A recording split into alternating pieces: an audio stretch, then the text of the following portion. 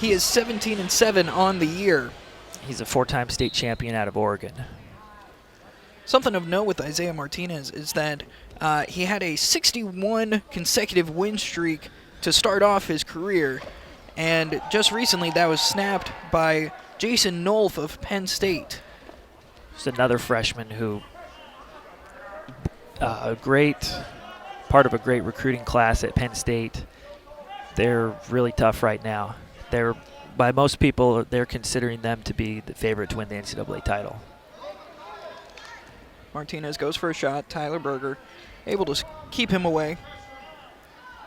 Martinez really likes underhooks. He can score from the outside. And you'll see that he just keeps wrestling. He's always moving, push, pull, snap. Berger in front headlock. Martinez with the front headlock position.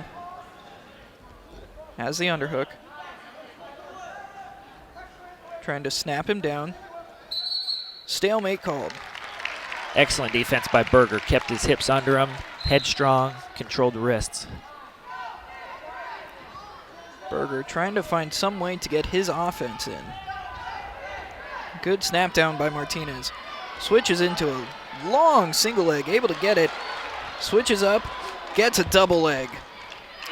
2 points for Martinez. Cleared a collar tie there with a little elbow off action, and then when Berger squared up, he just kept wrestling. You stay on offense and you get him reacting to you. It's really hard for the defensive man to get his bearings and get back on offense himself. You see yet again, both men expecting that whistle really quickly. It's good to see referees really enforcing the new rules. Sometimes you don't see it, and it's great when they do reinforce those rules because that's what they're there for. Berger in a sit-out position now. And gets the escape. Berger trying to maybe be a little more aggressive. Martinez, though, is looking really strong right now. Both wrestlers are moving pretty well, but at the moment it looks like Martinez is being a little more the aggressor. Gets in, tries to get into a Russian tie-up. They go out of bounds. And with the out of bounds rules this year, if you back out of bounds or you flee, then they'll call you for stalling.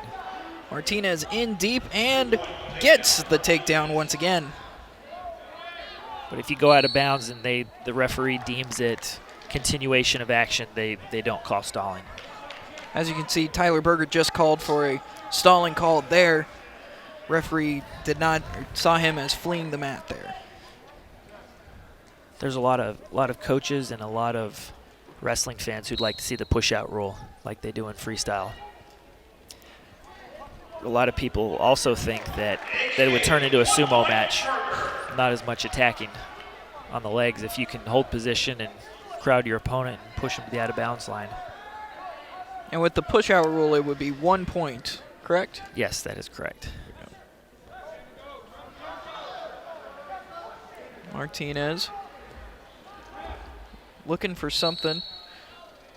Both men were just locked in there, not trying to budge, but Martinez, though, again, just looking really strong here. He's made some adjustments in his loss to Jason Nolf. He gave up a few stalling calls because he got pushed out of bounds and did not wrestle back in.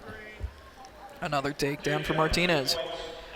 Saw again that high, jacking up the single leg really high, switching to a double.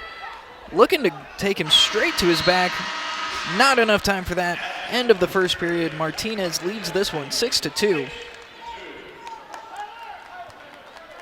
Martinez in 19 of his wins, he has won 17 of those by tech fall or via pin. Almost unheard of. Especially as a sophomore. It's really exciting for the sport to have somebody who wrestles this hard all the time. That's how we get more fans and how we get our sport on ESPN other than just at the NCAA tournament in March. Riding tough as Martinez. They go out of bounds.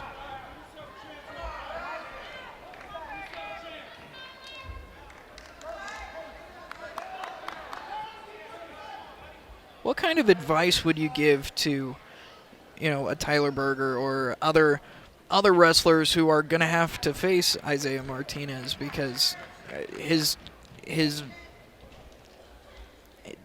ability is so good all around? The biggest thing is just to continually wrestle, because a lot of times people get worried about what his main attacks are, what he's going to do to me, and they forget what they do. They become defensive. And just like in football, if you're on defense, you can still score with an interception or a fumble and a touchdown return. But if you're on offense, it's much easier to score.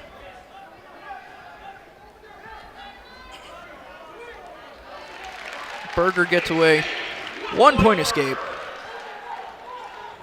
It's a great fake, and then he follows it up with a little bit of a club. But if he stops moving, it's going to be hard to stay with Martinez. Goes in deep on a double leg. He gets a takedown. Tyler Berger with the takedown. It was a great fake, and then when Martinez's weight was just off balance for a split second, he snapped him and then went right into a shot. Martinez, though, immediately was able to switch around. Stalemate called.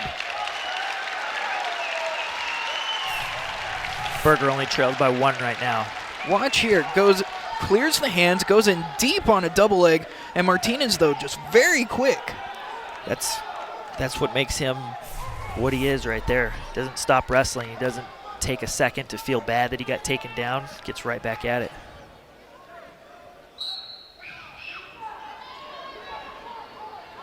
Berger now trying to control the wrist.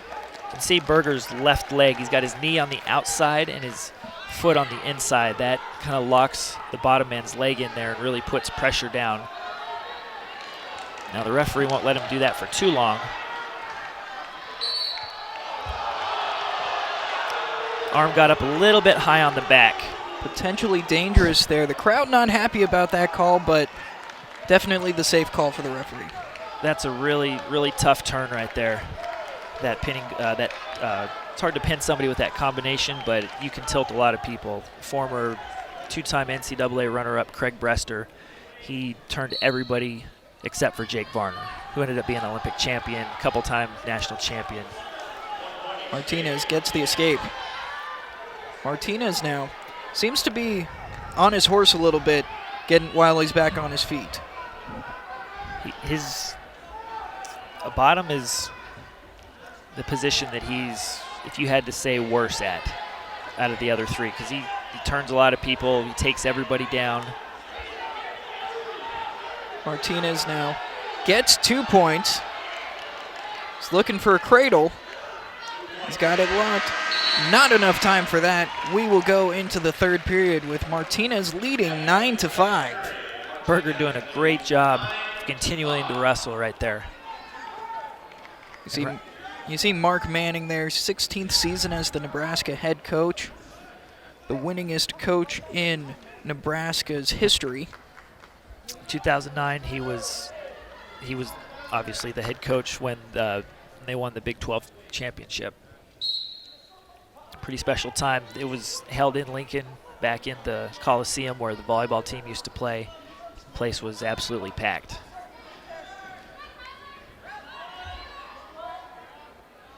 Martinez up. Berger trying to stay on top, but unable to.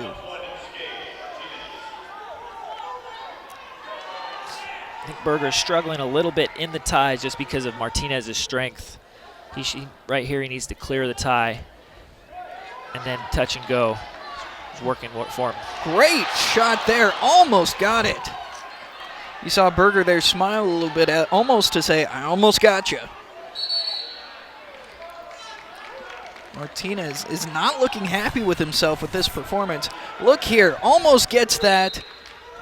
You see that just little smirk right at the end there. Both men in the tie-up now. Martinez with a 10-5 lead. Berger looking to clear the hands. 1 minute, 5 seconds remain. Berger in deep. He's got a single.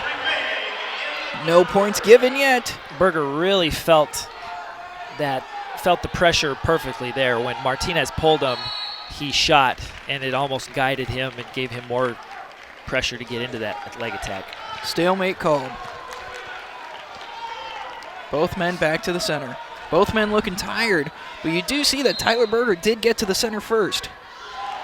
When you have a wrestler who's so explosive like Martinez, they do get a little tired sometimes, but also they're both wrestling hard, and coaches want you to be a little tired when you get off the mat because that means that you left a lot of your energy on the mat.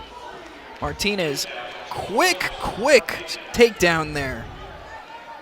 The blink of an eye, he was on top.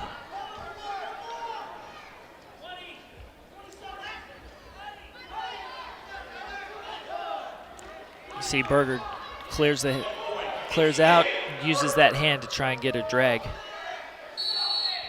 Working to the corner. Stalling called on Berger. That will give 1 point to Martinez. No riding time advantage for Martinez, so no bonus point here.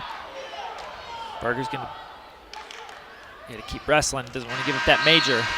And he does not. Isaiah Martinez gets the win, 13-6, but you almost got to feel Tyler Berger almost gets a moral victory here, not being teched, not getting hit with a major decision.